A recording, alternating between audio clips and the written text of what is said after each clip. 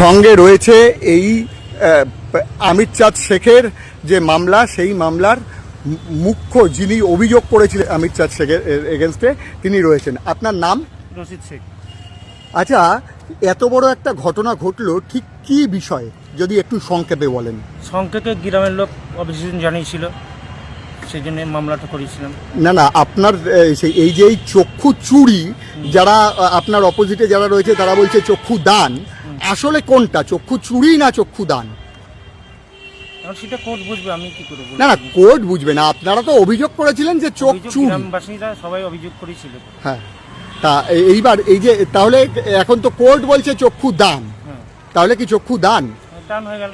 আচ্ছা, আর চোখ ছাড়া যে কিডনি বা অন্যান্য চুরির অভিযোগ আপনাদের ছিল? ওসব বলিনি, ওসব ছিল না বলিনি। না, লিখিত যে কমপ্লেন তাতে লেখা রয়েছে না অন্যান্য অঙ্গদান ও অঙ্গ চুরির ঘটনা, সেই সম্পর্কে আপনাদের কোনো বক্তব্য? বক্তব্য বলতে চুরি হয়নি তো।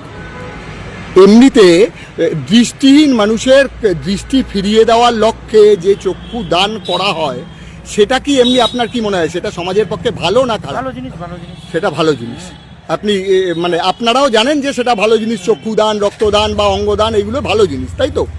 আর এ ব্যাপারে এমনি আমির চাঁদ শেখ এমনি কেমন ছেলে, তার সম্পর্কে কি বক্তব্য আপনাদের আছে? আমি এখন কিছু বলবো না, ঠিক আছে? আমি চলে যাচ্ছি। আচ্ছা আচ্ছা আচ্ছা।